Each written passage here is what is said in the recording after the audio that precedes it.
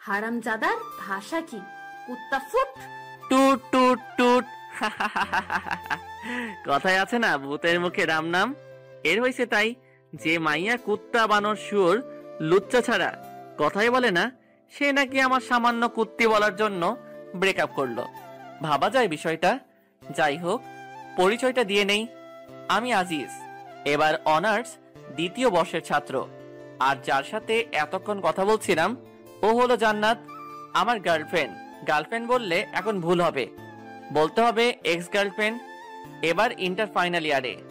আপনাদের সাথে কথা বলতে বলতে ফোনটা আবার বেজে উঠলো। মেজাজটা আবার খারাপ হয়ে গেল। জান্নাত মনে করে নাম্বারটা না দেখেই ধরে বলতে শুরু করলাম, ওই কুত্তি, আবার ফোন দিলি কেন? তোর কি লজ্জা নাই? খুব তো বললি আর ফোন দিবি না, সেই তো ঘুরে ফিরে আবার আমার কাছে ফোন দিলি। বেলজ্জ, বেপর্দা, বেহায়া মহিলা কোথাকার। ওপাশ থেকে, কি আবল তাবল কথা বলিস বাবা? আমি তোর মা বলতেছি, তুই কি পাগল হইলি নাকি রে বাবা? ফোনের দিকে তাকিয়ে দেখি, এ মা, এই তো দেখি সত্যি আম্মুর নাম্বার। এখন কি বলবো আম্মুরে? আম্মু সরি আম্মু, ভুল হয়ে গেছে। ভুল মানে? তুই আমার কুত্তি বেহায়া বেপর্দা বললি? আম্মু আমি সত্যি তোমারে বলতে চাই নাই। তো কারে বলতে চাইছিলি? দাঁড়াও, তোমারে সব বুঝিয়ে বলতেছি। দাঁড়াইতে পারবো না, তুই বল। ওকে, তাহলে শোনো, সব বুঝিয়ে বললাম। ও ঠিক আছে, বেশি চিন্তা করিস নে, সব ঠিক হয়ে যাবে। তা কি জন্য ফোন দিয়েছিলে সেটা বলো। একটা খুশির খবর আছে বাবা, তুই বাড়িতে চলে আয়। তোর ভাইয়ের জন্য মেয়ে দেখতে যাব, 2-1 দিনের মধ্যে চলে আয়। ওহ আম্মু, কি খবর দিলে গো? ভাইয়ার বিয়ে? আমি কালকেই বিকালের দিকে চলে আসতেছি খুশি হয়ে, কারণ ভাইয়ার বিয়ে হয়ে গেলেই আমার পথ পরিষ্কার। ওকে আয়, সাবধানে আসবে কিন্তু। ঠিক আছে আম্মু, বলেই ফোনটা কেটে দিলাম। কাল আগে ভার্সিটি গিয়ে ছুটি নিয়ে আসতে হবে, তারপর বিকালের দিকে সোজা বাড়িতে। কিন্তু জান্নাতের জন্য খুব খারাপ লাগতেছে। যদিও ব্রেকআপ করে থাকি, তবুও তো ভালোবাসি মেয়েটাকে। অভিমানের বশে শুধু ব্রেকআপ করা। ব্রেকআপ করলেও তাও তো মেয়েটাকে একবার করে দেখতে পারি, কিন্তু বাড়িতে গেলে তাও তো দেখা হবে না। জান্নাতের সাথে আমার পরিচয় আমার বন্ধুর বোনের মাধ্যমে। সেদিন ছিল নাবিলার জন্মদিন, আমিও যাই সেদিন বুলবুল আমার বন্ধুদের বাড়িতে। জান্নাতুলকে সেদিনই প্রথম দেখি, তারপর প্রপোজ, প্রেম, আর প্রেমের পর ব্রেকআপ। কি একটা জিনিস, তাই না? ওকে প্রপোজটা আমি করেছিলাম, আর ব্রেকআপটা করলো জান্নাত। পুরনো দিনের কথাগুলো ভাবতে ভাবতে কখন যে ঘুমিয়ে পড়েছি মনেই নেই। সকালে ঘুম ভাঙলো ফজরের আজানের আওয়াজ শুনে। নামাজ পড়ে এসে সবকিছু গুছিয়ে নিলাম, তারপর খাওয়া দাওয়া করে ভার্সিটিতে গেলাম। ভার্সিটিতে পৌঁছাতেই, এই আজিজ, এদিকে আসো। এর নাম রিয়া, খুবই গা ঘেঁষে একটা মেয়ে। আমাকে নাকি তার খুবই পছন্দ, কিন্তু আমাকে আর জান্নাতকে যখন একসাথে দেখে তখন নাকি তার গা জ্বলে যায়। হ্যাঁ বলো, তবে যা বলবে একটু তাড়াতাড়ি বলবে, আজকে আমার বেশি সময় নাই। তোমার কবেই বা সময় থাকে গো সোনা, আমার কাছে একটু বসতে? তোমার কি এমন সমস্যা হয় বলো তো? এই হাত ছাড়ো বলছি। হাত ধরলে কেন আবার? না, ছাড়বো না। জান্নাত যখন তোমার হাত ধরে তখন তো কিছু বলো না, আর আমি ধরলেই দোষ, তাই না?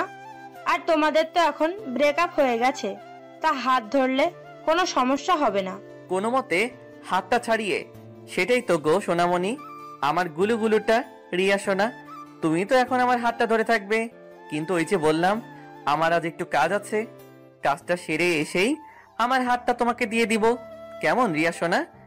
একবার ছুটিটা নিয়ে আসি, তারপর তুই আমায় কেমনে পাস তা দেখা যাবে। রিয়া যেন খুশিতে অবাক। আমি যে ওর সাথে এত ভালোভাবে কথা বলবো বিশ্বাসই করতে পারে নাই। তুমি আমাকে সোনা বলবে আজিজ? হ্যাঁ গো সোনা, আরো কত কি বলবো। আমি কাজটা সেরে আসি, তারপর না হয় সব হবে। ঠিক আছে, কিন্তু কোথায় যাবে? প্রিন্সিপালের রুমে। আচ্ছা, তুমি তাহলে যাও, আমি তোমার জন্য এখানেই অপেক্ষায় থাকি। আরে না না, তোমার অপেক্ষা করতে হবে না, তুমি বরং ক্লাসে যাও, আমি কাজটা সেরেই আসতেছি। ঠিক আছে, তাড়াতাড়ি আসবে কিন্তু, আমি ক্লাসে গেলাম।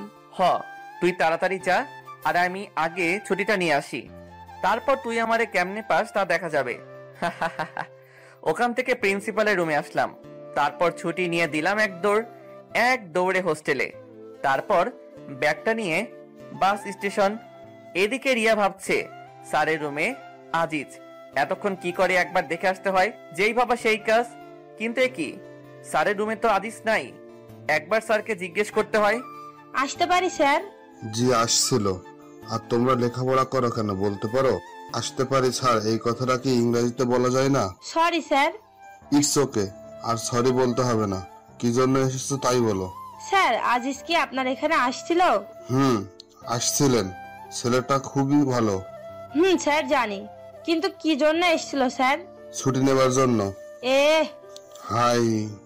এদিকে টিকিট কেটে বাসে উঠে বসে আছি, হেডফোন কানে নিয়ে বসে আছি বাসের মধ্যে। হঠাৎ চোখ গেল বাসের দরজার দিকে। একটা মেয়ে, মাশাআল্লাহ দেখতে একদম দুধে আলতা। মেয়েটা দেখি আমার সিটের দিকেই এগিয়ে আসছে, আর আমি অপলক দৃষ্টিতে তার দিকে তাকিয়ে রয়েছি। আমার সামনে দাঁড়িয়ে মেয়েটি বলল, ভাইয়া জানালার পাশের সিটটা আমার, যদি একটু এই পাশে আসতেন। ও হ্যাঁ সরি আপু, আসুন বসুন। আরে সরি বলছেন কেন? ঠিক আছে। ধন্যবাদ। আচ্ছা আপনি কোথায় যাবেন আপু? সিরাজগঞ্জ। আপনি? আরে আমিও তো সিরাজগঞ্জে যাচ্ছি। বাহ, ভালোই হলো, গল্প করতে করতে যাওয়া যাবে। তা আপনি সিরাজগঞ্জের কোথায় যাবেন? উল্লাপাড়া। আপনি? সিরাজগঞ্জে। ও, আপনার নামটা কিন্তু জানা হলো না আপু। আমি সামিরা, অনার্স দ্বিতীয় বর্ষের ছাত্রী। আপনি? আমিও অনার্স দ্বিতীয় বর্ষে। আমি আজিজ। আমরা যেহেতু একই ক্লাসে, তাহলে আমরা তো তুমি করেই বলতে পারি। তুমি কি বলো সামিরা? অবশ্যই, কেন না। আচ্ছা সামিরা, তুমি কি সিঙ্গেল? কেন বলো তো? না, এমনি শুনতে চাইলাম। না, আমার বয়ফ্রেন্ড আছে। আর তুমি? কি আর বলবো, দুঃখের কথা, আমি বর্তমানে ঝুলে আছি। ঠিক, তোমার কথা বুঝলাম না। মানে 3 মাস আগে ব্রেকআপ হয়েছে, কাল রাতে আবার এক্স এর সাথে কথা হয়েছে। ও, তা কি কথা বললে কাল রাতে? শুনবে? বলো। কথাগুলো শুনে যদি তোমার হাসতে হাসতে কাপড় খুলে যায়, তাহলে আমি কিন্তু দায়ী নই। ধুর, ফাজলামো করো নাকি, বলো তো। তাহলে শোনো, কাল রাতে সব কথাগুলো সামিরাকে বললাম। মেয়েটা হাসতে হাসতে যেন গড়াগড়ি খাওয়ার মতো অবস্থা।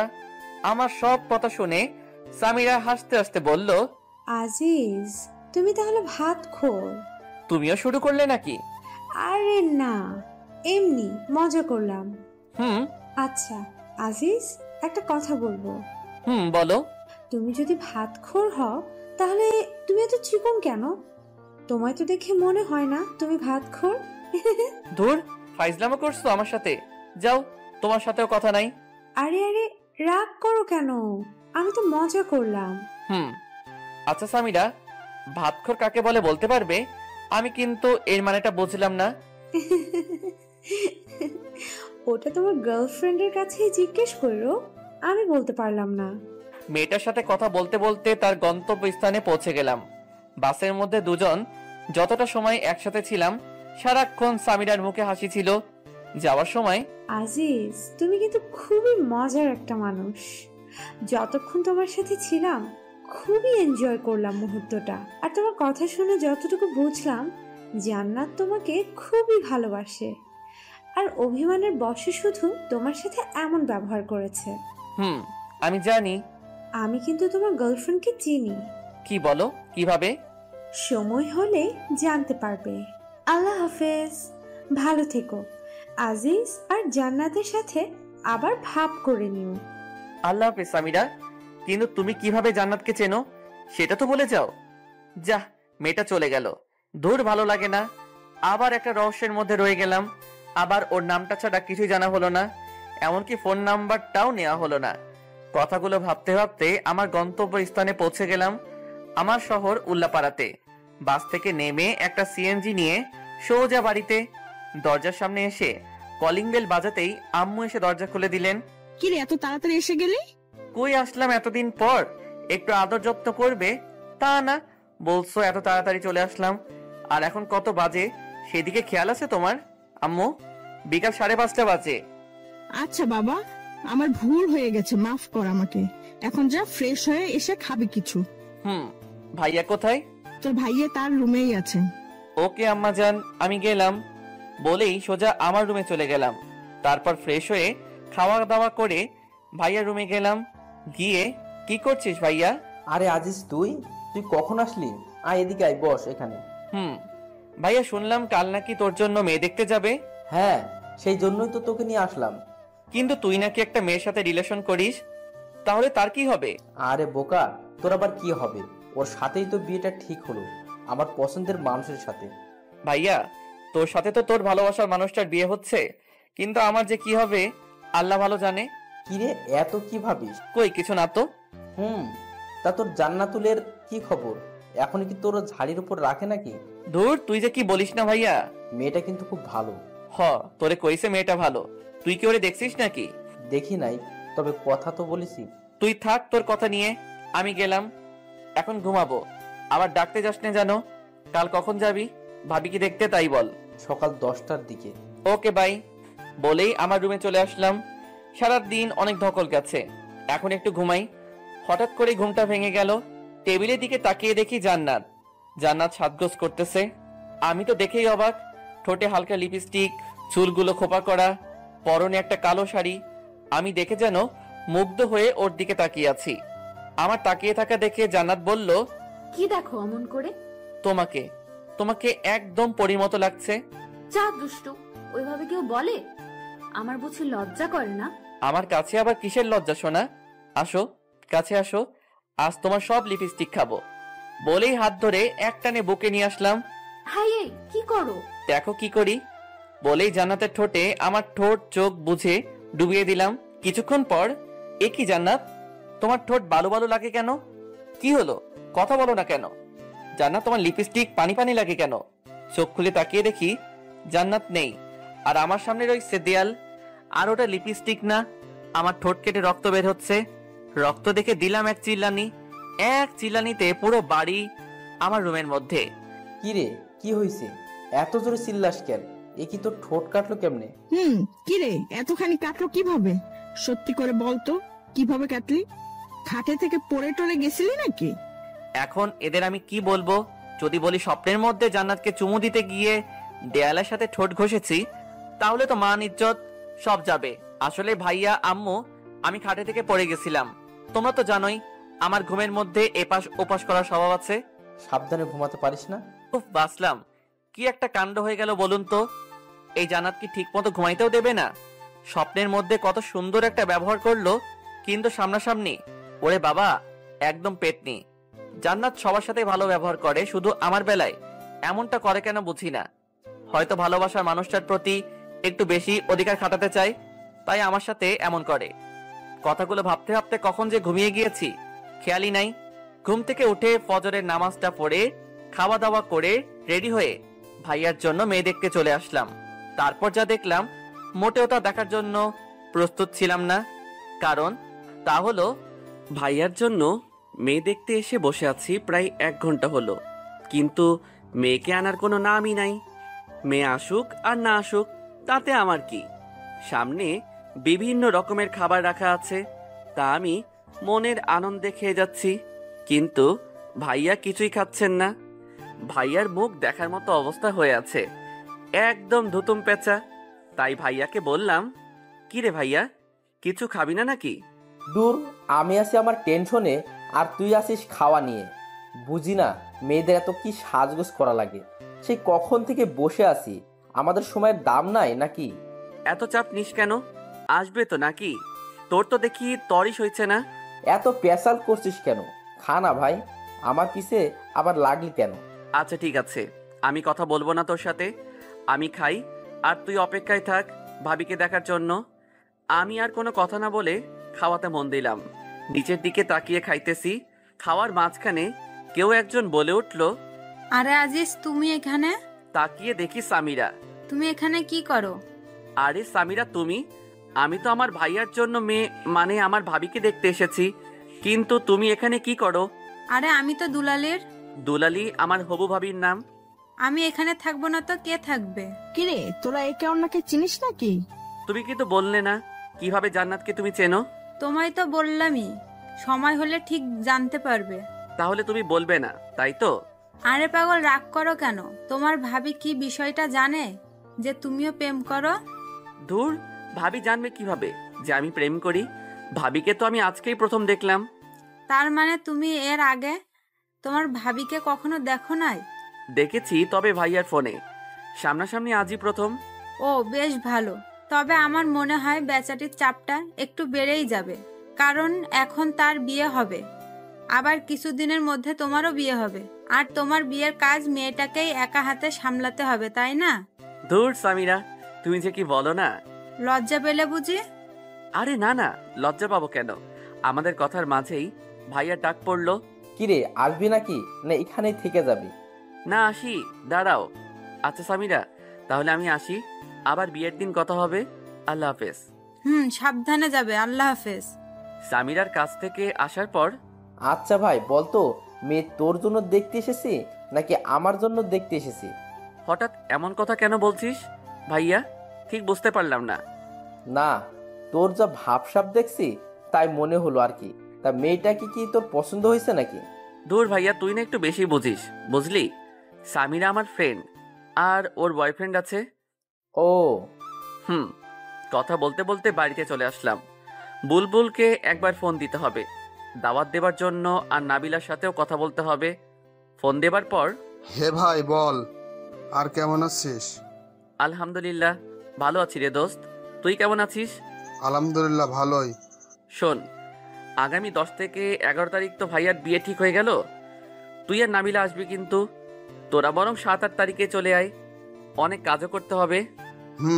দোষ, সে না হয় বুঝলাম, কিন্তু নাবিলা তো মনে হয় যাইতে পারবে না, কারণ 9 তারিখ থেকে ওর পরীক্ষা শুরু হবে। ও, তার মানে তো জান্নাত আসতে পারবে না। আচ্ছা দোস্ত, তাহলে তুই চলে আয়, এখন রাখি।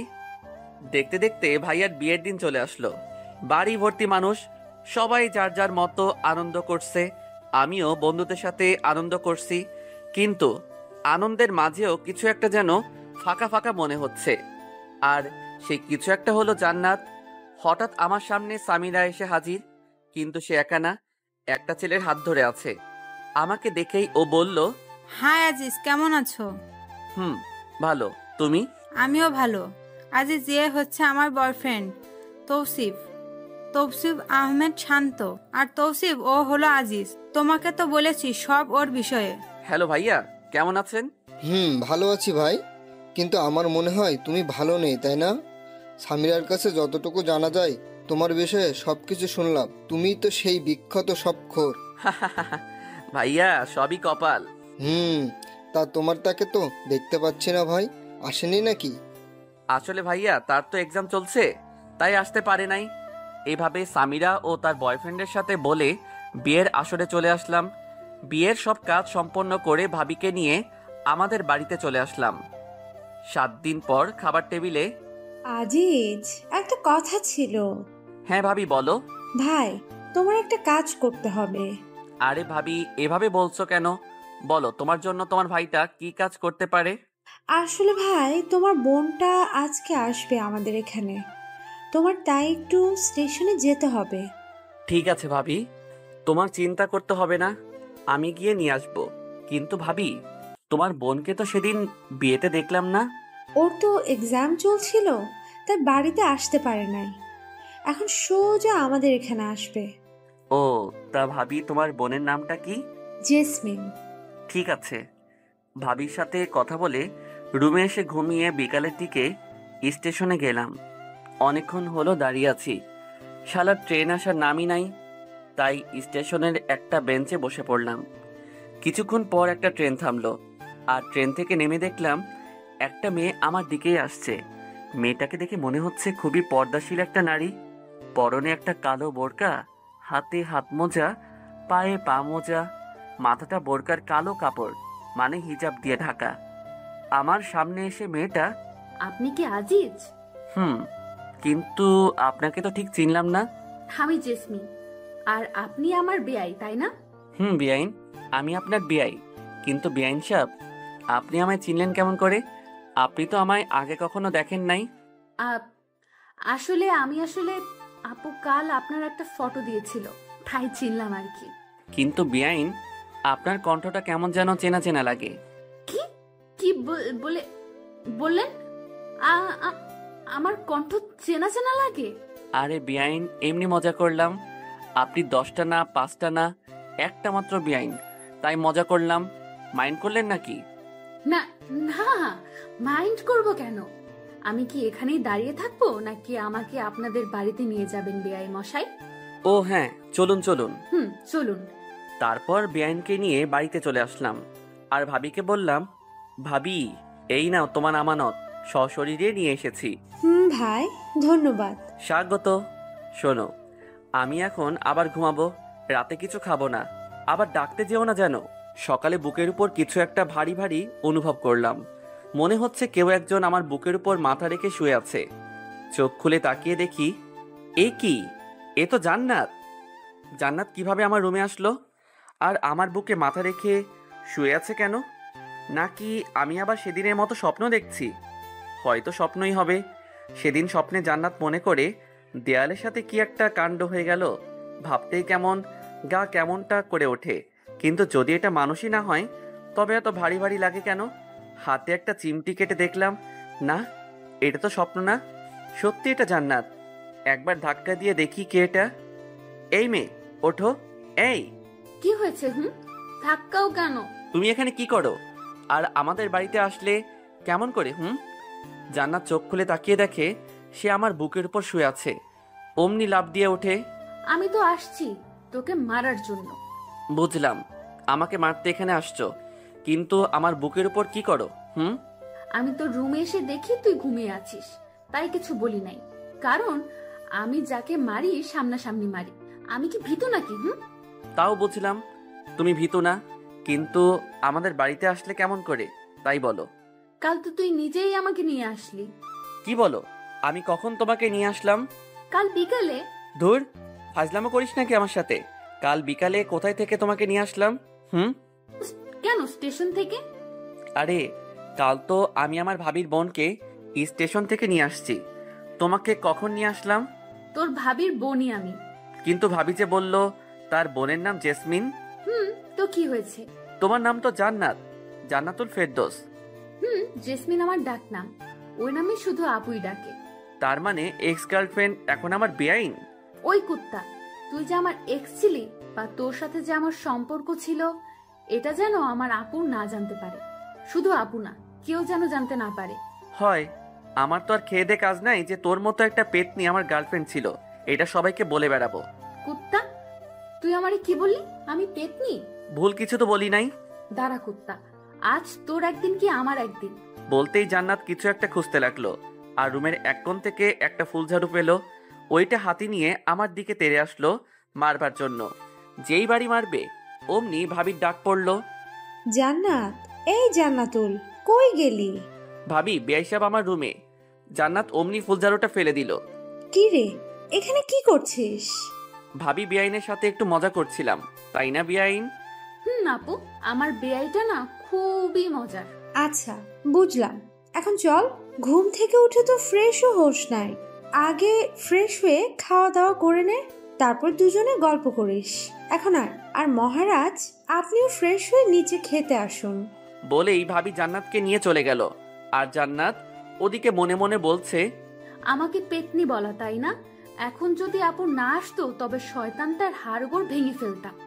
কিন্তু শয়তানটা কি বোঝে না যে এই পেতনিটা ওকে কতটা ভালোবাসে? আর এইদিকে আমি, উফ, এখন কি যে একটা কাণ্ড হয়ে যেত। ভাবি যদি না আসতো তবে আর আমি আস্ত থাকতাম না। ধন্যবাদ ভাবি। কিন্তু ভাই, এক্স গার্লফ্রেন্ড যখন বেআইন হয় তখন যে এতটা ঝামেলা হয় তা জানা ছিল না। বলেই ফ্রেশ হতে চলে গেলাম। ফ্রেশ হয়ে বের হতেই ফোনটা বেজে উঠল। ফোনের স্ক্রিনের দিকে তাকিয়ে দেখি এ তো নাদিয়ার নাম্বার। নাদিয়া আমার স্কুল লাইফের ফ্রেন্ড, আর ও তো এখন চিটাগাঙে। রিসিভ করার পর, ওই কুত্তা, তুই নাকি এখন বাড়িতে? তো কি হয়েছে? তুই তো চিটাগাঙে এখন, তাই না? না, আমি বাড়িতে আসছি আজ 5 দিন হলো। আর কুত্তা, তুই বাড়িতে আমায় বলবি না? আমি একা একা বাড়িতে বসে বসে বোরিং হচ্ছে। তুই কি আমায় বলতে পারতি না যে তুই বাড়িতে আসছিস? আমি এত কিছু জানি না, বিকালে আমার সাথে দেখা কর তুই। আচ্ছা, তুই স্কুলে মাঠে চলে আয়, বিকালে আমিও আসছি। ওকে, এখন রাখি, বিকালে কথা হবে। বুঝি না মেয়েরা এত কথায় কথায় কুত্তা বলে কেন। নাদিয়ার সাথে কথা বলে খাবার টেবিলে চলে আসলাম। খাবার মধ্যে আম্মু বললেন, আজিজ, জি আম্মু। বিকালে জান্নাতকে নিয়ে একটু ঘুরিয়ে নিয়ে আসিস। মেয়েটা আসছে থেকে একা একা ঘরে বসে আছে। কিন্তু আম্মু আসতো। আমি কোনো কিন্তু শুনতে চাই না, যা বললাম তাই যেন হয়। ঠিক আছে, ওনাকে রেডি থাকতে বইলো। কথাটা বলে জান্নাতের দিকে তাকালাম, দেখলাম মেয়েটা অনেক খুশি। বিকেলে বাইক নিয়ে বাইরে জান্নাতের জন্য অপেক্ষা করছি, কিন্তু মহারানীর আসার খবরই নাই। কিছুক্ষণ পর একটা সাদা পরী যেন নেমে আসলো আমার সামনে। এটা জান্নাত। সাজের আর বর্ণনা দিলাম না, কারণ আপনারাও প্রেমে পড়ে যেতে পারেন। জান্নাত দাঁড়িয়ে আছে দেখে আমি বললাম, কি হলো, উঠবেন না নাকি? নাকি আমি একাই চলে যাব? না না, দাঁড়াও, আমিও যাব। তাহলে উঠুন। আচ্ছা আজিজ, দেখো আমায় কেমন দেখা যাচ্ছে? ভালো। জান্নাত হয়তো শুধু এইটুকু আশা করে নাই আমার থেকে, ও ভেবেছে আরো অনেক কিছু বলবো, কিন্তু পেতনিটা জানে না যে তাকে কতটা সুন্দর লাগছে। তারপর দুজন স্কুলের মাঠে চলে আসলাম। দেখি নাদিয়া আগে থেকে বসে আছে। নাদিয়া আমাকে দেখে আমার কাছে চলে আসলো। এতক্ষণে আসার সময় হলো তোর? সে কখন থেকে বসে আছে? আর এই মেয়েটা কে দোস্ত? দোস্ত, ওর নাম জান্নাত, আমার বেআইন। ও, কিন্তু তোর সাথে যে আমার কিছু কথা আছে। তো বল, কি কথা? না, এখানে না, তুই এদিকে আয়। আর আপু, তুমি একটু এখানে বসে থাকো, আমরা আসছি। বলেই নাদিয়া আমার হাত ধরে টানতে টানতে নিয়ে ফাঁকা জায়গায় চলে এলো। আর এদিকে জান্নাত ভাবছে, এ কি গায়ে পড়া মেয়ে রে বাবা! এই ছেমরি তো রিয়া আপুর থেকেও বেশি গায়ে পড়া মেয়ে। আর কি এমন কথা যা আমার সামনে বলা গেল না?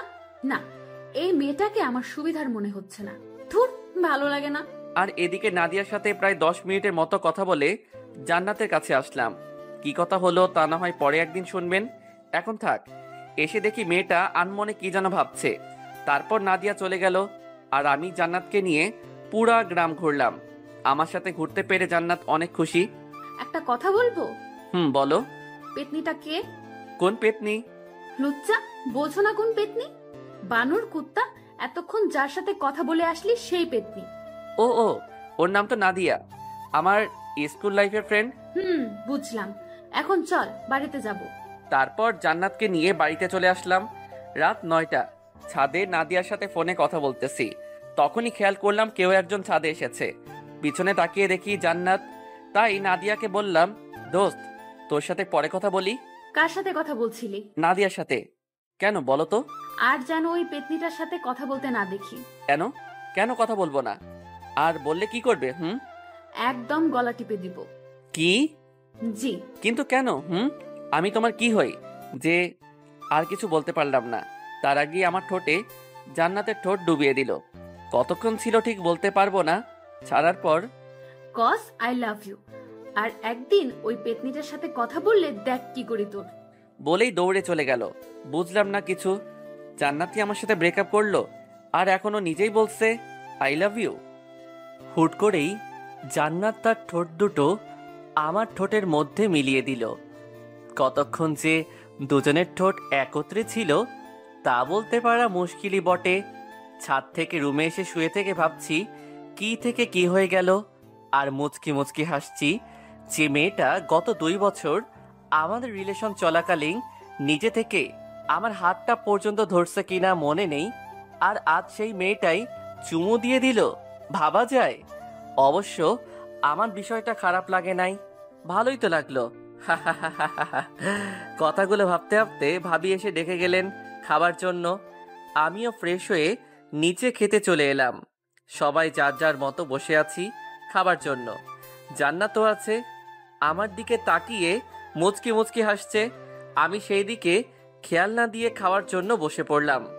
জান্নাত খাওয়ার থেকে আমার দিকেই বেশি আর চোখে তাকাচ্ছে। তাই আমি বললাম, কি বেআইন সাহেব, খাচ্ছেন না কেন? খান খান, লজ্জা পাবার কিছু নেই, নিজের বাড়ি মনে করে খেতে পারেন। কি ভাবি, আমি ঠিক বলছি না? জান্নাত আমার দিকে এবার রাগী চোখে তাকালো। ঠিকই তো বলছিস। কিরে জান্নাত, খাচ্ছিস না কেন? এই তো খাইতেছি তো আপু। আর বেআই মশাই লজ্জা পাবো কেন? এটা তো আমার নিজের বাড়িই মনে করি, আর এটা তো আমারও বাড়ি, তাই না? মনে মনে বললাম, আজ বেআইন ডাকছো, কাল যদি তোমায় বউ না ডাকাতে পারি তবে আমার নামও জান্নাত না, বলে রাখলাম। তোরা খাবার সময় কি শুরু করলি? আর ছোট আব্বাজান? আম্মু মাঝে মাঝেই আমাকে ছোট আব্বাজান বলে ডাকে। জি আম্মু, বলো। তোর খালাম্মা আজ ফোন দিয়েছিল, তোকে যাইতে বলছে। কিন্তু আম্মু, আমি এখন কিভাবে যাব? কেন বাবা, কেন যাইতে পারবা না? আমি তো তোমার ফোন টেপা আর ঘুরে বেড়ানো ছাড়া আর কোনো কাজ দেখি না, তাহলে কেন যাইতে পারবা না? উপায় নাই, এখন যেতেই হবে। ঠিক আছে, কবে যাইতে হবে? কাল সকাল সকাল বেরিয়ে পড়বি, আর 4-5 দিন থেকে তারপর বাড়িতে আসবি। তোর খালা মনির কাছ থেকে আবার যেন শুনতে হয় না তুই বাড়ি আসার জন্য তার কাছে বায়না করছিস। ঠিক আছে, 4-5 দিন থেকে তারপর বাড়িতে আসবো। এবার খুশি? খুশি। জান্নাত মা, তুমি তাহলে সকাল সকাল রেডি হয়ে থাকো মা। মা ঠিক আছে। বুঝলাম না আম্মু, জান্নাত রেডি থেকে কি করবে? আর ওই, আপনি আমার আম্মুরে মা ডাকছেন কেন? জান্নাত তো তোর সাথে যাবে। আমি মা বলে ডাকবো, তাতে আপনার কি? আমি মনে মনে বললাম, মা তো আজ না হয় কাল থেকে ডাকতেই হবে, আমি না হয় এখন থেকেই ডাকা শুরু করলাম। আমার বোকা বরটা বোঝেও না। আর একবার শুধু কাল তোমার সাথে বেরোতে পারি, তারপর দেখো তোমায় কেমন না জানো না চাই। আমি আর কি কমু, সবই তোমাদের ইচ্ছা। পরদিন সকাল 8টায় রেডি হয়ে বাইকে দাঁড়িয়ে আছি। কিছুক্ষণ পর জান্নাত আসলো, সাথে আম্মু আর ভাবি। তাদের কাছে থেকে বিদায় নিয়ে বাইকটা নিয়ে বেরিয়ে পড়লাম। গাড়ির আপন গতিতে গাড়ি চলছে, কিন্তু আমাদের কারোর মুখেই কোনো কথা নেই। নীরবতা ভেঙে জান্নাত বলল, কি হলো, কথা বলছো না কেন? কি বলবো? কেন, আমার সাথে বলার তোমার কোনো কথা নেই? আছে তো অনেক, কিন্তু কিছুই মনে পড়ছে না। ফাজলামো করো নাকি? দূর, ফাজলামো করতে যাব কেন? যা সত্যি তাই বললাম। ঠিক আছে, এখন বলো আমার কেমন লাগছে দেখতে? একদম পেতনির মতো, মজা করে বললাম। দেখতে তো মাশাআল্লাহ পরীর মতো সুন্দর। কি বললি কুত্তা? আউ, মারলে কেন? যা সত্যি তাই তো বললাম। আমার পেতনির মতো দেখতে, তাই না? গাড়ি থামা, গাড়ি থামা বলছি। কেন? যা বললাম তাই কর। ওকে। গাড়ি থামানোর পর, আজিজ, তুই বুঝতে পারছিস যে তুই এখন ফেসে গেছিস? মানে আমি ফেসে গিয়েছি মানেটা কি? মনে হচ্ছে এখন যদি আমি চেঁচামেচি করে লোক জড়ো করি আর তাদের বলি তুই আমাকে ভুলিয়ে ভালিয়ে এসব করার জন্য এখানে নিয়ে আসছিস, তাহলে তোর কি অবস্থা হবে ভাবতে পারছিস? কিন্তু আমি তো তোমায় ওইসব করার জন্য আনি নাই। সেটা তো আমি আর তুমি জানি সোনা, এরা তো জানে না। তাহলে আমি এখন পালাবো? পালাও, তবে বাড়িতে আম্মু আর আপুকে কি বলবে? তার মানে? তার মানে তুমি এখন মাইনকার চিপায়। না, হ্যাঁ। তুমি এখন কি করতে চাচ্ছ? বেশি কিছু না, শুধু আমি যা যা বলবো তোমায় তাই তাই করতে হবে। কি করতে হবে? আমরা যখন তোমার খালামনির বাসায় যাব, তখন তো তিনি জানতে চাইবেন আমি তোমার কি হই। তখন তুমি কি বলবে? আমি তোমার কি হই? কেন বলবো বেআইন? না, বেআইন না। তাহলে কি বলবো? তুমি আমার এক্স গার্লফ্রেন্ড, এইটা বলবো? ধুর বোকা, এটা বলতে যাবে কেন? তাহলে কি বলবো সেটা তো বলো, এত পেঁচাও কেন? খালামনিকে বলবে আমি তোমার একমাত্র দুষ্টু মিষ্টি আদরের বউ। মানে কি?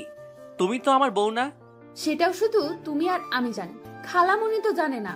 নেহি, কাভি নেহি, আমি এটা বলতে পারবো না। বলতে পারবি না, তাই না?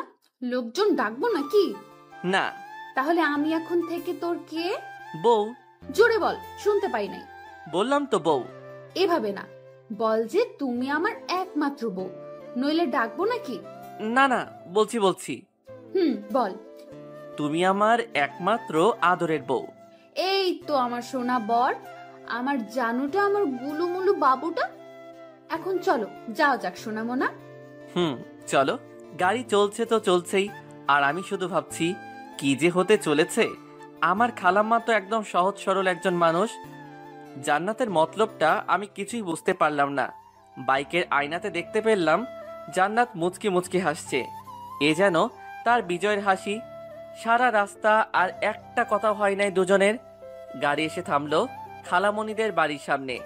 তারপর কলিং বেল দেবার আগে জান্নাত, মনে আছে তো আমি এখন তোমার কে? বউ, একমাত্র আদরের বউ, আমার সোনা বরটা। তোরে দিলাম চুম্মা। তারপর কলিং বেলটা দিলাম। কিছুক্ষণ পরে খালামণি এসে দরজাটা খুলে দিলেন, তারপর আমাকে জড়িয়ে ধরলেন। তারপর খালা জান্নাতের দিকে তাকিয়ে বললেন, কেমন আছিস তোরা? আলহামদুলিল্লাহ ভালো খালাম্মা, তুমি কেমন আছো? আলহামদুলিল্লাহ, আমিও ভালো আছি। ও নিশ্চয় আমাদের বৌমার বোন, তাই না? জি খালাম্মা, তাছাড়াও আমার একটা পরিচয় আছে। কি গো, বলো না কেন, বলো। আরো একটা পরিচয় মানে? সেটা কি? না মানে খালা, জান্নাত জান্নাত আমার বউ। কি, তোমরা বিয়ে করে নিলে আর আমাকে জানালে না? খালামণি, আমরা যে বিয়ে করেছি এটা কেউ জানে না। এমনকি আমাদের এখনো বাসরটাও হয় নাই। কত শখ ছিল আমার বরটার সাথে বাসর করব, তা এখনো হয়ে ওঠেনি। মাইয়াই বলে কি, এখানে আবার বাসর কই থেকে আসলো? কি করতে চাচ্ছে জান্নাত? আমি তো কিছুই বুঝতে পারছি না। প্রথমে বিয়ে না করেই আমার বউ হয়ে গেল, আর এখন বলছে বাসরের কথা। আল্লাহ রক্ষা করুন আমায়, কোথায় যে ফেসে যাচ্ছি নিজেও তো বুঝতে পারছি না। কি, তোরা যে বিয়ে করেছিস বাড়িতে কেউ জানে না? না গো খালামণি, কেউ জানে না। আজিজ বলল খালামণি নাকি অনেক ভালো, আর তোমার কাছে আসলে নাকি তুমি সব কিছু সমাধান করে দিবে। তাই তো তোমার কাছে আমরা চলে আসলাম। তোরা চিন্তা করিস না, আমি সব ঠিক করে দেব। আর আজিজ, তুই বিয়ে করবি আমাকে একবার বলতে পারতি, আমি কি না করতাম নাকি রে বাবা? তুই জানিস না তোর খালামণি তোকে কতটা ভালোবাসে। আমার কতটা ইচ্ছে ছিল তোর বিয়ের কাজ আমি নিজের হাতে করব, তা তুই করতে দিলি না। খালামণি, তুমি কি এখন আমাদের কথা শুনবে নাকি ভিতরে ঢুকতে দিবে? আর আলিফকে তো দেখছি না, ও কোথায়? আলিফ আমার খালাতো ভাইয়ের নাম। ওহে, ভিতরে আয়। আর তোর ভাই তো কলেজে গেছে, তোরা আলিফের রুমে গিয়ে বসে বিশ্রাম নে। আমি ততক্ষণে তোদের রুমটা গুছিয়ে নেই, কেমন? ঠিক আছে খালামণি, আর আলিফ আসলে আমার কাছে পাঠিয়ে দিও। বাবা, তোর ফোনটা দিয়ে যা, আলিফকে ফোন দিয়ে তাড়াতাড়ি আসতে বলি। খালামণিকে ফোনটা দিয়ে আলিফের রুমে দুজনে চলে আসলাম। তারপর আমি, ওই তোর মতলবটা কি বলতো? তোমার ভাবসাব মোটেও সুবিধার মনে হচ্ছে না আমার কাছে। কেন জানো, তোমার কি মনে হচ্ছে? আর আমার বরটা কি রাগ করলো নাকি? আমি মোটেও তোমার বর নই। তো তুমি আমার কে? কেউ না। সত্যিই আমি তোমার কেউ না? কি হলো, চুপ করে গেলা কেন, বলো। সত্যি আমি তোমার কেউ না? বলেই জান্নাত আমার কাছে আসতে লাগলো। এই কি করছো? কাছে আসবে না, দূরে থাকো বলছি। কাছে আসবো? তুমি কি করবে? কি করবে? আমি কিন্তু চেঁচাবো। চিল্লাও চিল্লাও, যত পারো চিল্লাতে থাকো। এই না না, দূর চাই, কে শোনে কার কথা? জান্নাত আমার মাথার দুপাশে ধরে চার ঠোঁট এক করে দিল। এখন বলো আমি তোমার কে? কাজটা কিন্তু তুমি ঠিক করলে না।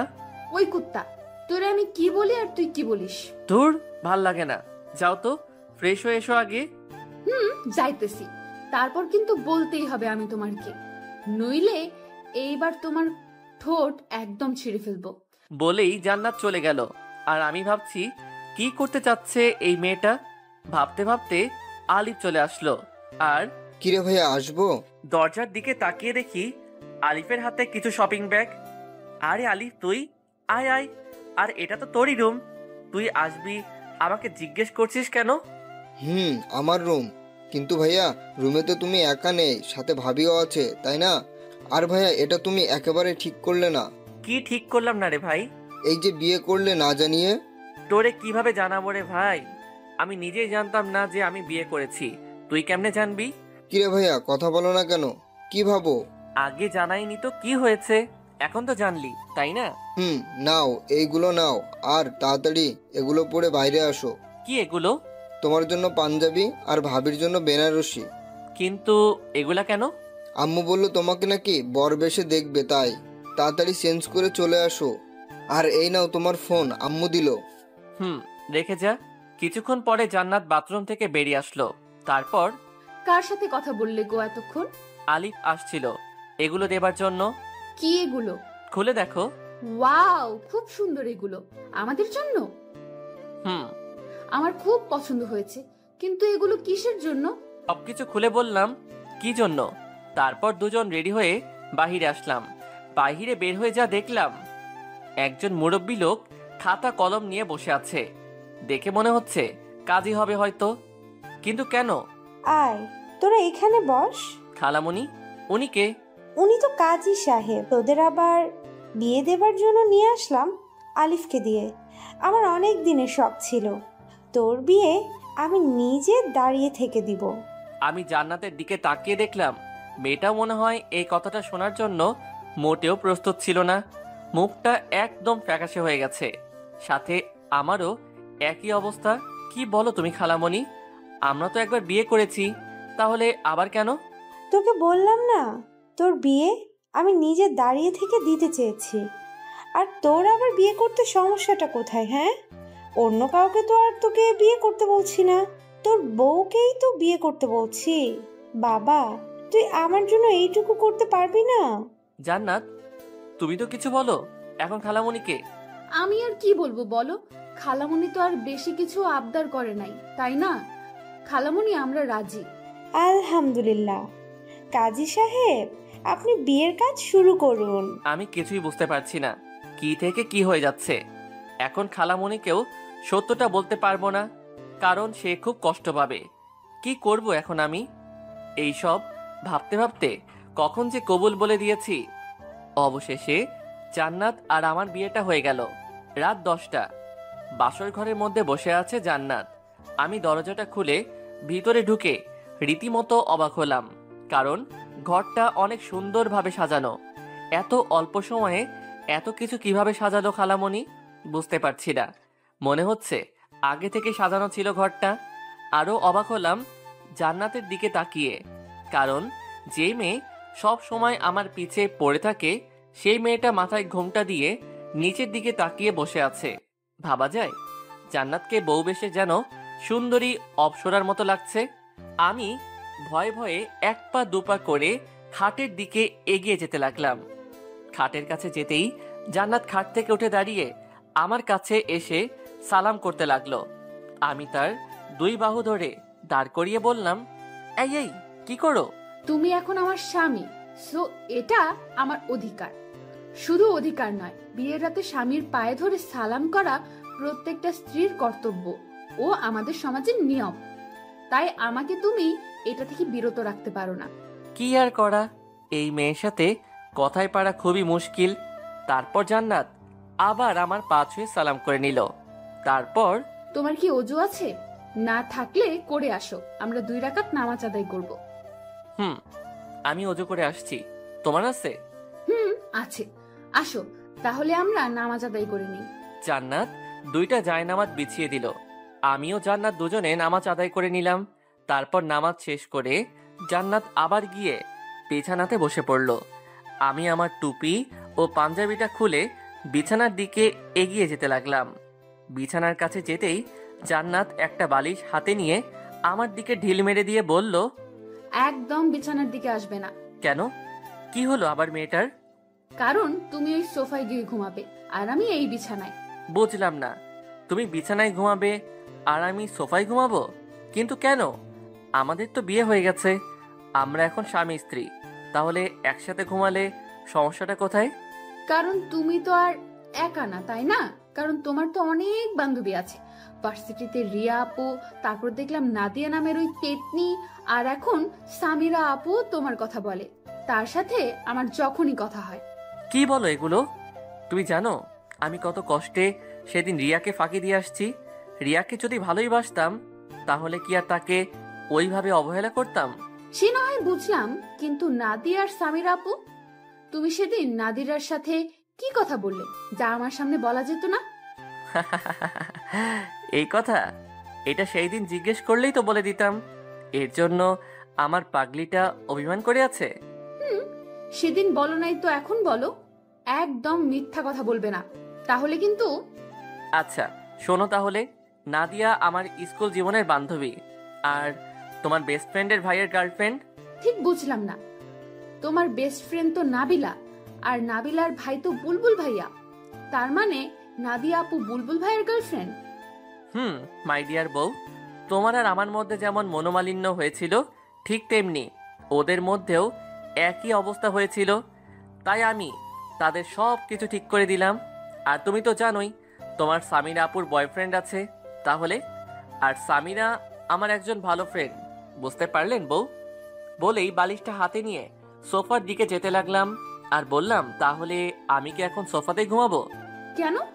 তুমি তো বললে আমি যেন বিছানাতে না যাই। আমি কখন তোমাকে বললাম? এইমাত্র বললে। ও, বুঝতে পারছি, তুমি তো আমায় ভালোই বাসো না, তাই তো সোফায় ঘুমাতে চাইছো না, তাই না? বুঝি তো, সব বুঝি। ও, এখানেও আমার দোষ হয়ে গেল, তাই না? নিজের কাঁধে কখনোই দোষ নিবা না। আমার বর থাকতে আমি কেন দোষ নিতে যাব? হয়েছে, আমার বরটার আর মন খারাপ করে থাকতে হবে না। আসো সোনামণি, তোমায় একটু আদর করে দেই। বলেই এক লাফে সোজা জান্নাতের কোলে মাথা রেখে শুয়ে পড়লাম। আর জান্নাত আমার মাথায় হাত বুলিয়ে দিতে লাগলো। আচ্ছা জান্নাত, ধরো যদি আমি সত্যি ওদের একজনের সঙ্গে প্রেম করতাম, তাহলে কি করতে? তোমার মাথার সব চুলগুলো ন্যাড়া করে দিতাম, হাত পা ভেঙে দিতাম, আর নাকে ঘুষি মেরে নাক ফাটিয়ে দিতাম। ওরে বাবা, এত কিছু করতে? তখন তো আমায় কেমন বাজে দেখা যেত। তখন তাতে আমার কি? তখন তো সবাই বলতো, দেখ দেখ জান্নাতের বরটাকে কেমন বাজে দেখা যায়। বলতো, কিন্তু কেউ তো আর তোমায় আমার থেকে আলাদা করতে পারতো না। বাহ, তোমার মাথায় তো সেই লেভেলের বুদ্ধি। তা আমায় কি এখন অমন করবে নাকি, যাতে আমার দিকে কেউ নজর না দেয়? না, তা করব না, তবে এমন কিছু করব যাতে করে কেউ তোমার উপর নজর দিলেও তোমার নজর যেন তাদের উপর না পড়ে। সেটা কিভাবে? আমার বেবি লাগবে, একদম ফুটফুটে কিউট বাচ্চা, যাতে তুমি তার কথা চিন্তা করে হলেও আমাদেরকে ছেড়ে না যাও।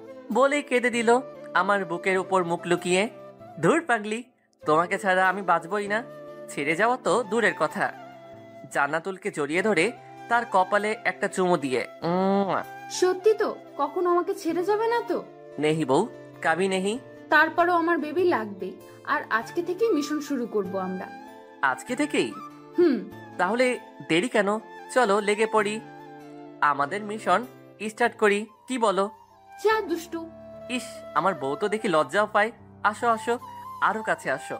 বউ, আর লজ্জা পেতে হবে না, আসো আমাদের মিশনটা স্টার্ট করা যাক।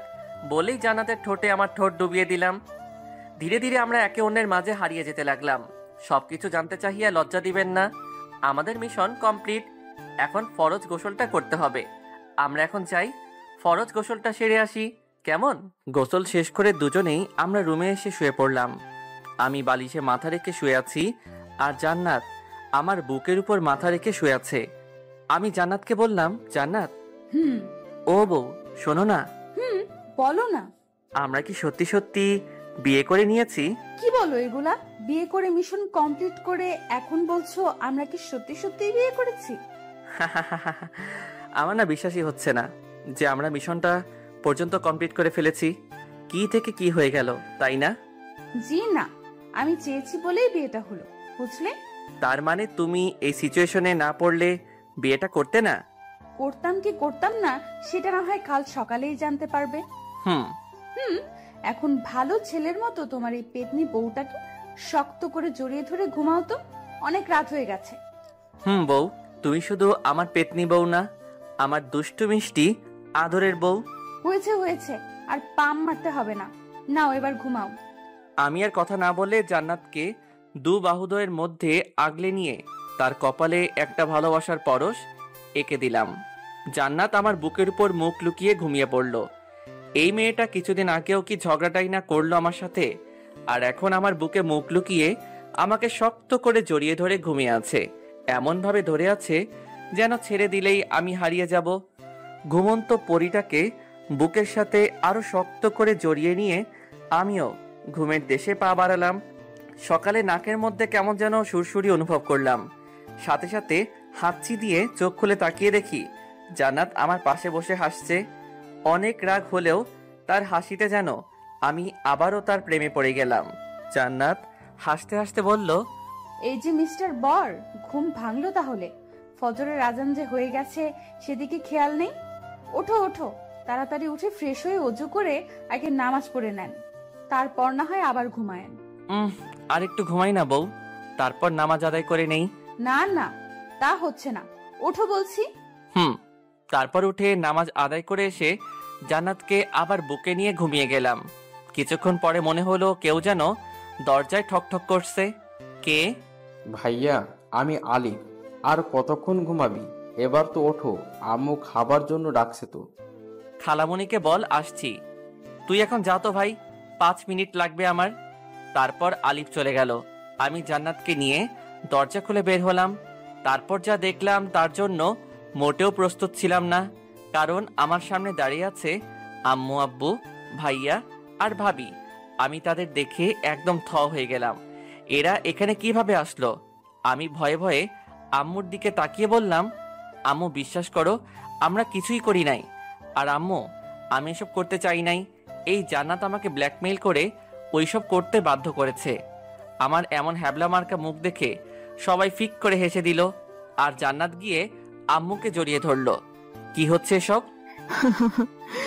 আমরা সব আগে থেকেই জানতাম রে গাধা। অমন মুখ বানিয়ে আছিস কেন? জানতে মানে? কি জানতে তোমরা? তোর সাথে যে এই বিয়েটা হলো তা আমারই প্ল্যান ছিল। তোকে তোর খালামণির বাড়িতে আসতে বলা আর জান্নাতকে তোকে ব্ল্যাকমেল করছে, সেটাও আমারই প্ল্যান ছিল। কি বলছো এগুলো আম্মু? তোমার প্ল্যান ছিল মানে? তোমরা বললে কি আমি জান্নাতকে বিয়ে করতাম না? আর এগুলো কেন করলে? আমি তো তাই বুঝতে পারছি না। তুই আমাদেরকে ভুল বুঝছিস, আগে কথাটা শোন। ধুর, তুমি থাকো তোমার ভুল বোঝা নিয়ে। আমায় কেউ বিরক্ত করবে না। আমার মাথায় যেন কিছুই খেলছে না। ওখানে আর থাকলাম না, কারণ আমার প্রচন্ড রাগ উঠে গেছে। আর আমার রাগ উঠলে আমি কি করি নিজেও জানি না। আমার থেকে কেন লুকাতে হবে এগুলো? আমাকে বললে আমি কি জান্নাতকে বিয়ে করতাম না নাকি? আমিও তো জান্নাতুলকে ভালোবাসি। আমি যখন সবার সামনে থেকে চলে আসলাম, তখন জান্নাত আমার পিছু পিছু আসতে লাগলো। মা, তুই কোথায় যাস? আম্মু, দেখলে তো তোমার ছেলে কতটা রেগে গেছে। আমি যাই, তার রাগ আগে ভাঙিয়ে আসি। আর আম্মু, আমি তোমাদের আগেই বলেছিলাম, আজিজকে না জানিয়ে এসব করলেও রেগে যাবে।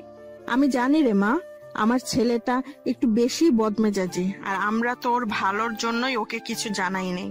আজ যখন জানতে পারবে আমার জন্যই ওর বদমেজাজটা একটু কমেছে, তখন দেখবে সব ঠিক হয়ে যাবে। কিন্তু আম্মু, এখন আমি কি করব? তোর কিছুই করতে হবে না রে মা। 2 ঘন্টা পর আমি রুমে শুয়ে আছি। কে যেন দরজাটা খুলে ভেতরে আসলো। তাকিয়ে দেখি জান্নাত, হাতে খাবারের থালা। আমার কাছে এসে, ওঠো, খেয়ে নিবে। সেই সকাল থেকে এখনো কিছুই খাওনি। কি হলো? আমি কিছু বলছি। আমিও কিন্তু এখনো কিছুই খাইনি। আর আম্মু আমাদের ভালোর জন্যই এগুলো করেছে। আর কেন করেছে শুনবে? ওকে, কথা যখন বলবেই না তাহলে শোনো।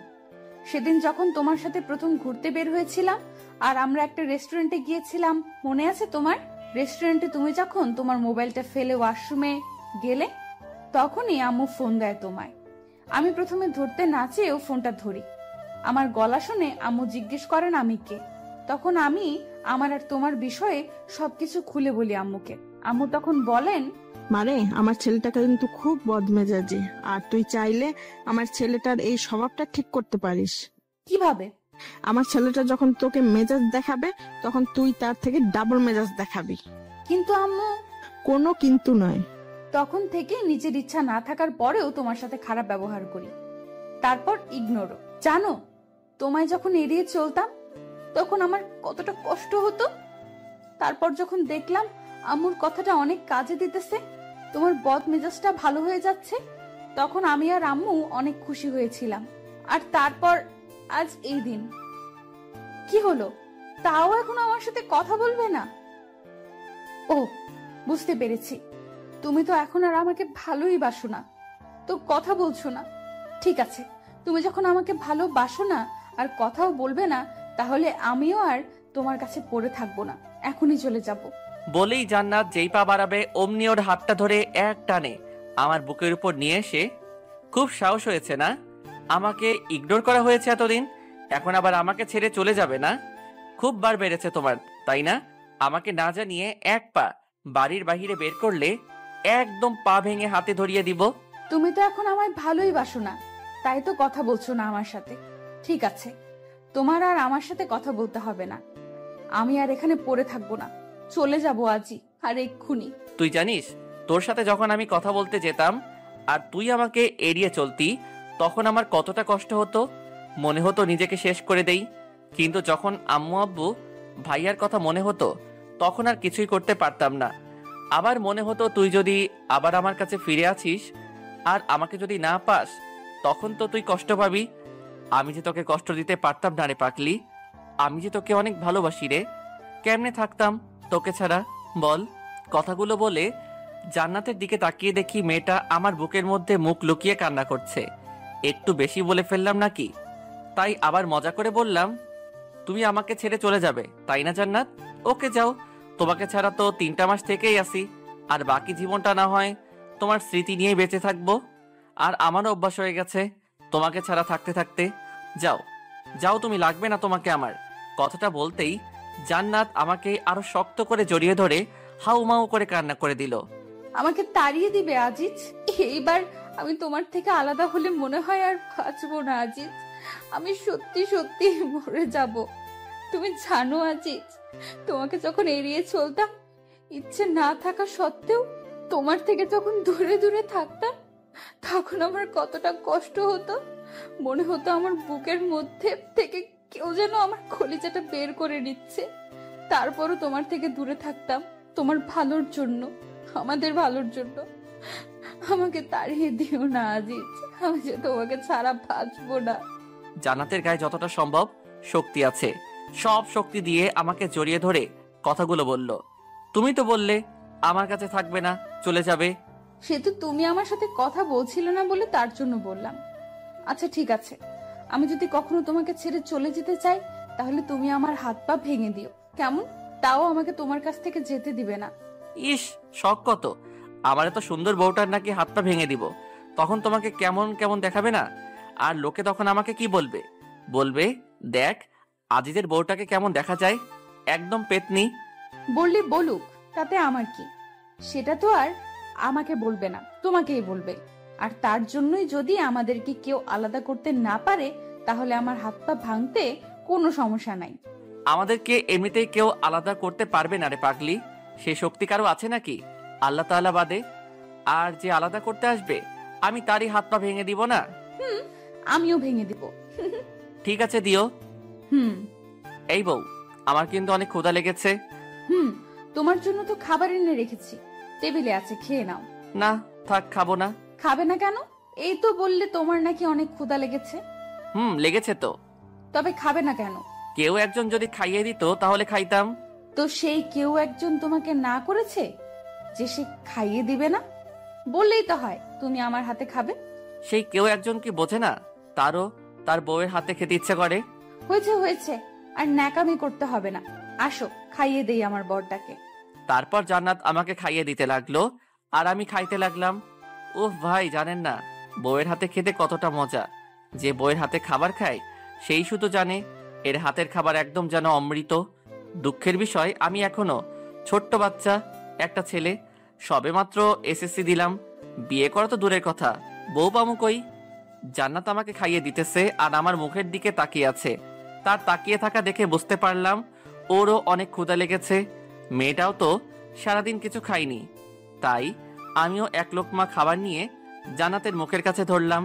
সাথে সাথে মেয়েটা খাবার মুখে নিয়ে নিল, যেন সেই অপেক্ষাতেই ছিল আমি কখন তাকে খাবার খাইয়ে দেই। খাবার মুখে নিতেই জান্নাতের চোখ দিয়ে পানি গড়িয়ে পড়ল। এটা কোনো দুঃখের পানি দেখলাম না, এটা যেন রাজ্য জয়ের আনন্দের চোখের পানি। সবার বউই চায় তার স্বামী তাকে একটু কেয়ার করবে, একটু ভালোবাসবে। খাবার সময় আবদার করে বর তার বউকে বলবে, তুমি আমাকে খাইয়ে না দিলে আমি খাবই না। বউ যখন তার স্বামীকে খাইয়ে দেবে, তার স্বামীও তখন তার বউকে খাইয়ে দেবে। এতটুকুই। বউদের তখন আর কিছুই যেন চাই না, এতেই নিজেকে যেন রানী মনে করেন। কথাগুলো ভাবতে ভাবতে আমাদের খাওয়া শেষ। তারপর আমার ফোনটা বেজে উঠল। বউ। ও বউ, কি? আমার ফোনটা একটু এনে দাও না গো, টেবিলের উপর থেকে।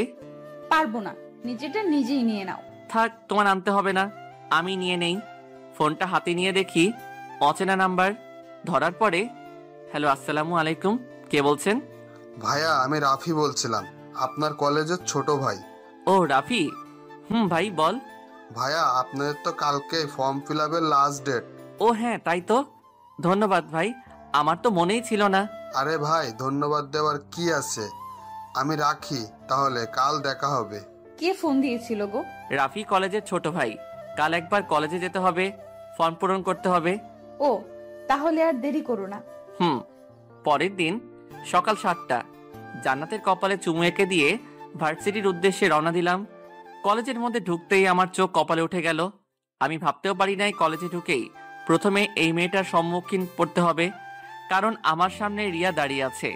আমি রিয়াকে দেখেও না দেখার মতো করে রিয়াকে পাশ কাটিয়ে যেতে লাগলাম। অমনি রিয়া, ওই আজিজ, দাঁড়াও। আমি দাঁড়িয়ে গেলাম, আর রিয়া এক প্রকার দৌড়ে আমার কাছে চলে আসলো। কেমন আছো আজিজ? ভালো, তুমি? খুবই ভালো। আচ্ছা আজিজ, শুনলাম তুমি নাকি জান্নাতকে বিয়ে করেছো। হুম। কাজটা কি তুমি ঠিক করলে আজিজ? মানে কি বলতে চাচ্ছ তুমি?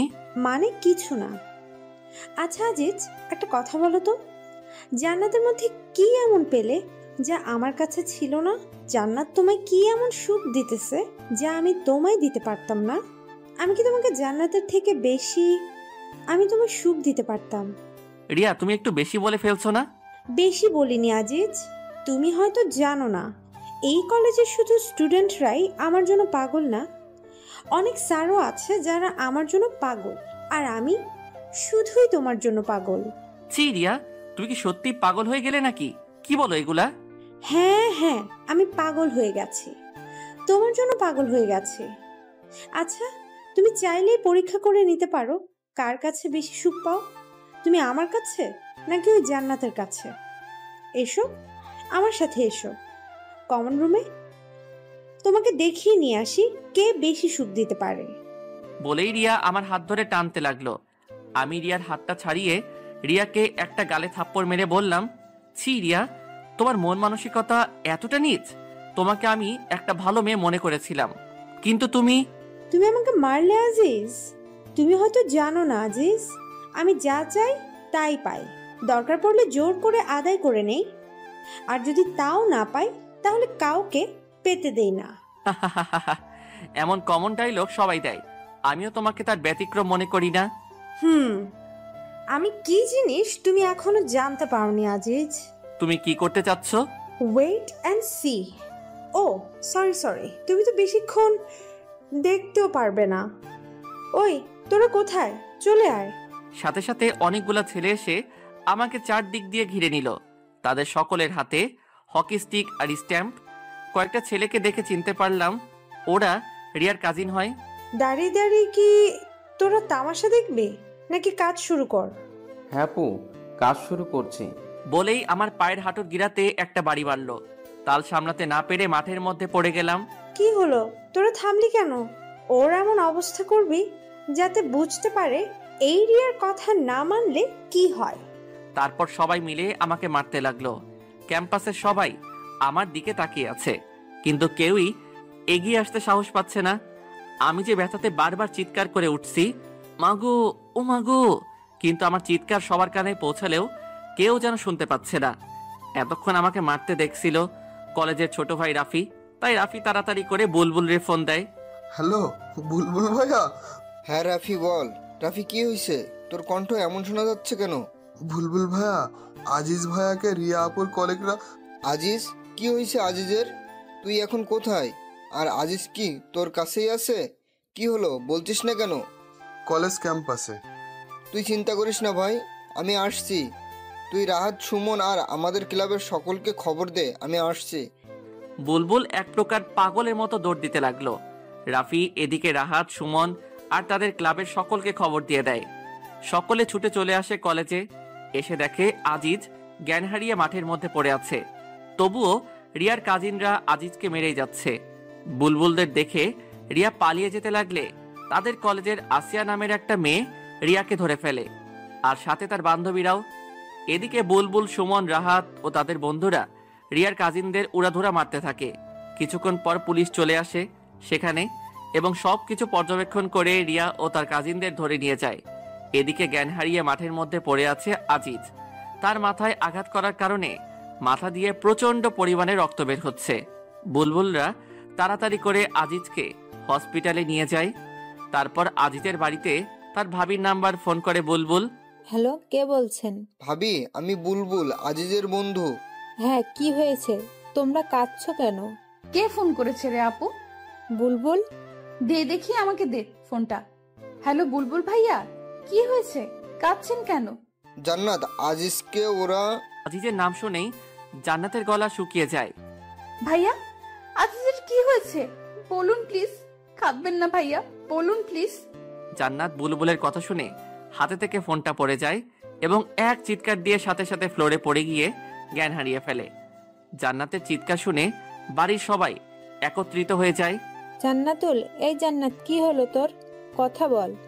বুলবুল ভাই, কি হয়েছে ভাই? কি হলো বৌমা, কথা বলো। সব খুলে বলার পর কেউ আর এক মুহূর্ত দেরি করে না। জান্নাতের অজ্ঞান অবস্থাতেই তাদের সাথে করে হসপিটালে নিয়ে যায়। আজিজকে আইসিইউতে চিকিৎসায় করা হচ্ছে। জান্নাতের জ্ঞানও ফিরে এসেছে। জান্নাত হসপিটালের এক কোণে বসে কান্না করে যাচ্ছে। জান্নাত যেন পাগল হয়ে গেছে, কি করবে কিছুই ভেবে পাচ্ছে না। সবাই অধীর আগ্রহ নিয়ে পায়চারি করে যাচ্ছে কখন ডাক্তার বের হয়। প্রায় ঘন্টাখানিক পরে ডাক্তার বেরিয়ে আসলো। জান্নাত ডাক্তারকে দেখে দৌড়ে তার সামনে গিয়ে দাঁড়িয়ে পড়ল। জান্নাতের সাথে রাহাত, বুলবুল, সুমন ও আজিজের পরিবারের সবাই ডাক্তারকে ঘিরে নিল। ডাক্তার, আমার বরটা কেমন আছে ডাক্তার? খুব ভালো আছে তো ডাক্তার? আমার বরটার কিছু হয় নাই তো ডাক্তার? বলুন ডাক্তার, বলুন। আসলে আমরা কি আসলে আসলে করছে? বলুন না ডাক্তার, আমার আজিজের কিছু হয় নাই তো? বলুন। জান্নাত ছোট বাচ্চাদের মতো এমন ভাবে আবদার করছে যেন ডাক্তার মুখে বললেই সবকিছু ঠিক হয়ে যাবে। ডাক্তার বুলবুলের সামনে আসে। ডাক্তার বুলবুলের ছোটবেলার বন্ধু। কি হলো দোষ, কথা বলছিস না কেন? আমরা যথাসাধ্য চেষ্টা করছি রে দোস্ত, কিন্তু কিছু করতে পারলাম না। আজিজকে খুব খারাপভাবে মারা হয়েছে। ওর হাত পায়ের শিরায় শিরায় বেশি মারা হয়েছে। আর সব থেকে যেটা খারাপ হয়েছে তা হলো মাথায় বাড়ি মারার কারণে ওর মস্তিষ্কে সজোরে আঘাত এনেছে। তাই আমাদের হাতে আর কিছু নেই রে দোস্ত। দোষ, আজিজের জ্ঞান কি ফিরেছে? না, আর 24 ঘন্টার মধ্যে আমরা জ্ঞান ফেরারেও কোনো সম্ভাবনা দেখছি না। আর আজিজ যে অবস্থাতে এখন আছে তাতে ওর সেন্স ফিরতে 24 ঘন্টা অথবা 1 মাস, 1 বছর, আবার নাও ফিরতে পারে। মানে আমি তোদের বোঝাতে চাচ্ছি আজিজ এখন কোমাতে চলে গেছে। ডাক্তারের কথা শুনে জান্নাত আবারও জ্ঞান হারিয়ে ফেলেন। সবাই মিলে জান্নাতকে নিয়ে আবার ব্যস্ত হয়ে পড়ে। জান্নাতকে একটা ক্যাবিনে নিয়ে রাখা হয়। জান্নাতের পাশে বসে আছেন জান্নাতের বোন। আজিজকে দেখার জন্য তার পরিবারের সবাই ব্যস্ত হয়ে পড়েছেন, কিন্তু ডাক্তার বারণ করে দিয়েছে 24 ঘন্টা না যাওয়া পর্যন্ত রোগীকে কোনো প্রকার বিরক্ত করা যাবে না। এদিকে জান্নাতের প্রায় ঘন্টাখানিক পরে জ্ঞান ফিরে।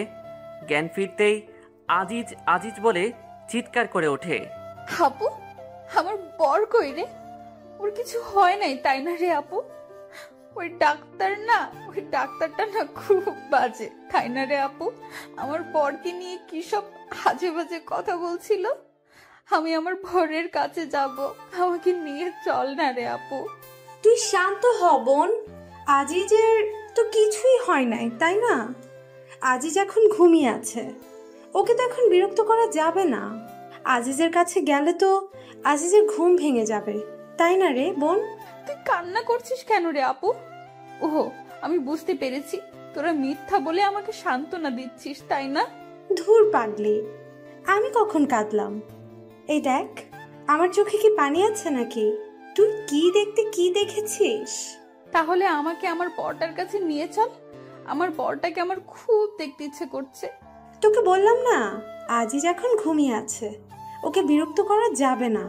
আমি কোনো রকম বিরক্ত করব না, সত্যি বলছি। শুধু একটু দূর থেকে দেখব, নিয়ে চল না রে আপু। বললাম না আজিজ ঘুমাচ্ছে। তোকে আমি বললাম না, আমি শুধু দূর থেকে ওরে দেখব। কথা কি তোর কানে যায় না? আমাকে নিয়ে চল না রে আপু। শুধু একটা বার দূর থেকে আমার বরটাকে দেখব। যাবি নিয়ে আমাকে? দূরে থেকেই দেখবি তো, কাছে যাবার জন্য আবার পাগলামো করবি না তো? সত্যি বলছি, শুধু দূর থেকেই একটা বার দেখব। তারপর আপু জান্নাতকে নিয়ে আজিজের কেবিনের সামনে যায়। আজিজের কেবিনের সামনে শুধু বুলবুল বসে আছে, আর বাকি সকলকে তাড়িয়ে দিয়েছে বুলবুল। ও বলেছে সবকিছু একাই দেখতে পারবে, আর জান্নাতের কাছে রয়ে গেছে ওর আপু। জান্নাত ধীর পায়ে হাঁটতে হাঁটতে কেবিনের সামনে চলে আসলো। কাছের দরজা দিয়ে দেখা যাচ্ছে একজন সোজা টান হয়ে শুয়ে আছে। হাতে পায়ে আঘাতের চিহ্ন, মাথায় ব্যান্ডেজ, হাতে স্যালাইনে সুচ লাগানো। তারপরও জান্নাতের চিনতে ভুল হলো না, এটা ওর সব থেকে কাছের মানুষ, ওর বর। জান্নাত দরজার কাচের সাথে হেলান দিয়ে চোখের পানি ফেলতে ফেলতে ফ্লোরে বসে একদম স্তব্ধ নির্বাক হয়ে আজিজকে দেখতে লাগলো। এক সময় হুট করেই দাঁড়িয়ে জান্নাত ডাক্তার ডাক্তার বলে চিল্লাতে লাগলো। ডাক্তার, ডাক্তার, প্লিজ দরজাটা একবার খুলে দিন। আমি শুধু একটাবার আমার বরটাকে আদর করব, দেখবেন তাতেই আমার বর সুস্থ হয়ে উঠবে। প্লিজ ডাক্তার, খুলে দিন না। সরি আপু, এখন এটা আমরা অ্যালাউ করতে পারি না। বোন, বোন, তুই শান্ত হ বোন। তুই না বললি কোনো পাগলামো করবি না? আপু দেখ না, আজিজের খুব কষ্ট হচ্ছে, ওনাদের বল না আমাকে একবার আজিজের কাছে যেতে দিতে। ভাইয়া, আপনি একবার ওদের বলুন না দরজাটা একবার খুলে দিতে। ডাক্তারটা তো আপনার বন্ধু হন, আপনার কথা শুনবে। প্লিজ ভাইয়া, একটাবার বলুন না। জান্নাত, জান্নাত তুমি শান্ত হও, আমি দেখছি কি করা যায়। দোস্ত, একটাবার কি জান্নাতের ভিতরে যেতে দেওয়া যায় না? দোস্ত দেখ, এতে হিতে বিপরীত হতে পারে। কিন্তু দোস্ত, একটাবার মেয়েটার কথা ভেবে দেখ, ও এখন কিসের মধ্যে দিয়ে যাচ্ছে। কিন্তু দোস্ত। কেন কিন্তু নয় দোস্ত, প্লিজ বিষয়টা একবার ভেবে দেখ। তারপর ডাক্তার কিছু একটা ভেবে দরজাটা খুলে দেন। জান্নাত আর এক মুহূর্ত দাঁড়িয়ে না থেকে দৌড়ে ভিতরে চলে যায়। আজিজের ঠিক পা বরাবর গিয়ে দাঁড়ায়, তারপর বসে পা দুটো জড়িয়ে ধরে। তুমি আমার সাথে মজা করছো তাই না বর? তোমাকে জানাই নাই যে আমাদের সম্পর্কের কথা সবাই জানে, তার জন্য আমার উপর অভিমান করে আছো তাই না বর? বিশ্বাস করো, আর কোনোদিন তোমার কাছ থেকে কোনো কথা লুকাবো না। প্লিজ একটা বার কথা বলো, একটা বার তোমার এই মুখ দিয়ে বলো না আমাকে যে তুমি আমার একটি মাত্র দুষ্টু মিষ্টি আদরের বউ। আমাকে বলো না আমি পেতনি বউ। কি বলবে না? দেখো এই পেতনিটার না খুব কষ্ট হচ্ছে, তুমি বলতে এই পেতনিটাকে তুমি কখনোই কষ্ট পেতে দিবে না, তাহলে কেন এই পেতনিটাকে কষ্ট পেতে দিতেছো? তুমি না সত্যি খুব স্বার্থপর একটা মানুষ। কাল রাতেই না বললে আমাকে ছেড়ে কোনোদিন কোথাও যাবে না, আমাদেরকে কেউ আলাদা করতে পারবে না, যে আমাদের আলাদা করতে আসবে তারই হাত পা ভেঙে দিবে। তাহলে কেন আমাকে একা রেখে নিচেই চলে যাচ্ছ? বলো না, কথা বলো বর। তুমি আমার সাথে কথা না বললে কি হবে? আমি তো আমাকে ছেড়ে কোথাও যাচ্ছি না, এই বলে দিলাম। আর আমি তো তোমার সাথে সব সময় কথা বলেই যাব, তুমি আমার সাথে কথা বলো আর নাই বলো। 5 মাস পর আজিজ এখনো সেই আগের মতনই আছে। জান্নাতের সাথে আর কোনো কথা বলে না, কিন্তু জান্নাত সব সময় আজিজের পাশেই থাকে আর সারাটা দিন ওর সাথে ভোগ ভোগ করেই যায়।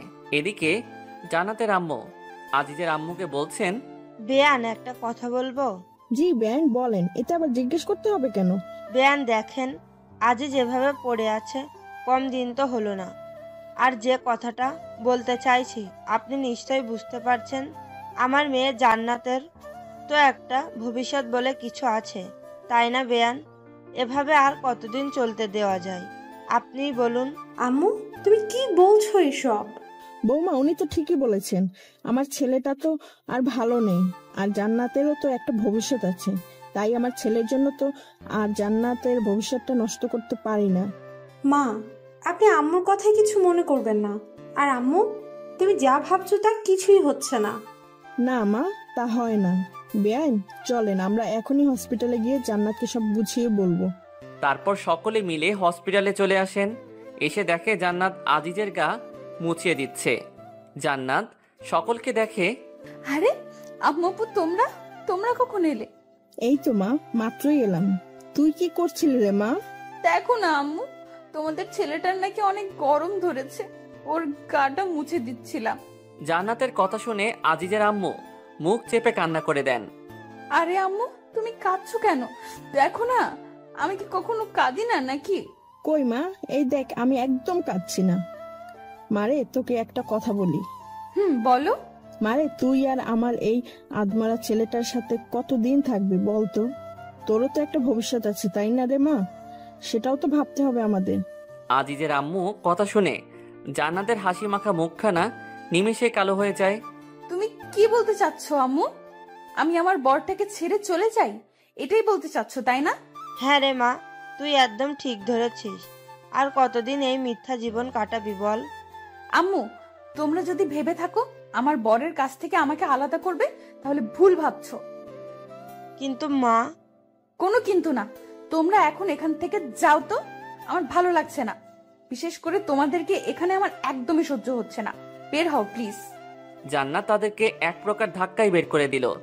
তারপর আজিজের মুখ সামনে মুখ এনে কান্না করতে করতে একটা কথা, এই 5 মাসে জান্নাত একটা দিনও কাঁদে নাই। প্রথম দিন বাদে সে আজিজের সাথে থেকে নিজেকে সুখী মনে করত। আজকে প্রথম কান্না করছে। বর, হাই বর, তুমি ওদের কথা শুনেছো? ওরা তোমার কাছ থেকে আমাকে কেড়ে নিতে চায়, আমাদেরকে আলাদা করে দিতে চায়। তুমি না বলতে আমাদেরকে কেউ আলাদা করতে পারবে না, যে আলাদা করতে আসবে তুমি তার হাত পা ভেঙে দিবে। তাহলে এখন চুপ করে আছো কেন? চলো না আমরা দুজন মিলে ওদের হাত পা ভেঙে দিব। ওঠো না গো বর, ওঠো। ও, এখন আমি বুঝতে পেরেছি, তুমি তো এখন আর আমাকে ভালোই বাসো না, তাই না? তাই তো কিছু বলছো না, তাই না? ঠিক আছে, তোমার কিছুই করতে হবে না। যে আমাদের আলাদা করতে আসবে আমি একাই তার হাত পা ভেঙে দিব। জান্নাত আজিজের মুখের কাছে মুখ এনে এগুলো বলছে আর কান্না করছে। জান্নাতের চোখের পানি আজিজের মুখে গিয়ে পড়ছে, কিন্তু আজিজ যেমন ঠিক তেমনই আছে। জান্নাতের কথাগুলো যেন সে শুনতেই পাচ্ছে না। একসময় জান্নাত হুট করেই ডাক্তার ডাক্তার বলে চিৎকার করে ওঠে। জান্নাত অনবরত কেঁদে চলেছে। জান্নাতের চোখের পানি তার গাল বেয়ে গড়িয়ে আজিজের মুখের উপর এসে পড়ছে। জান্নাতের চোখের পানি এক ফোঁটা আজিজের চোখের উপর পড়তেই আজিজ চোখ টিপে দিয়ে ওঠে, সাথে হাতটাও হালকা নাড়িয়ে ওঠে। জান্নাতের চোখ আজিজের চোখের দিকে পড়তেই জান্নাতের মুখে হাসি ফুটে ওঠে। হ্যাঁ বর, তুমি তোমার চোখটা মাত্রই নাড়ালে তাই না? তার মানে তুমি আমার কথা শুনতে পাচ্ছ তাই না? কি হলো, কথা বলছো না কেন? আমি জানি তো তুমি আমার কান্না একদমই সহ্য করতে পারো না, তাই তো চোখের ইশারা করে আমাকে কান্না করতে বারণ করছো তাই না বর? ডাক্তার, ডাক্তার, কোথায় আপনারা? প্লিজ তাড়াতাড়ি আসুন ডাক্তার। কি হয়েছে, এমন উত্তেজিত হচ্ছেন কেন? দেখুন না, আমার বরটা একবার চোখ নাড়ানোর পরে আর নড়ছে না। আপনি প্লিজ উত্তেজিত হবেন না, আমাদের দেখতে দিন। How is possible? মানে তুই কি বলতে চাচ্ছিস? ক্লিয়ার করে বলতো দোস্ত। দ্যাটস মিরাক্কেল দোস্ত। আজিজের নার্ভে ধীরে ধীরে সজাগ হয়ে উঠছে দোস্ত। আমরা এর থেকে এখন ভালো কিছু আশা করতে পারি। মিসেস জান্নাত, আপনি যদি চান তাহলে আজকেই আমরা একটা রিস্ক নিতে চাই, ইনশাল্লাহ এতে কাজে দিতে পারে। জান্নাতের মুখের ভাষা যেন হারিয়ে ফেলেছে, কি বলবে কিছুই ভেবে পাচ্ছে না। ধীরে ধীরে জান্নাত ফ্লোরে বসে পড়ে। অতি সুখে আর অতি দুঃখে এই দুই সময়ে যেন মুখের ভাষা হারিয়ে যায়। জান্নাতেরও তাই হয়েছে, তবে এটা দুঃখের জন্য না, এটা অতি সুখের জন্য। 2 ঘন্টা পরে আইসিইউ এর দরজার সামনে ফ্লোরে বসে মুচকি মুচকি হাসছে জান্নাত। তার আজিজের সাথে যে দিন প্রথম দেখা হয়, সেই দিনের কথা মনে হতেই জান্নাতের হাসি পাচ্ছে বারবার। সেদিন ছিল 21শে জুলাই, নাবিলার জান্নাতের বেস্ট ফ্রেন্ড বুলবুলের বোনের জন্মদিন।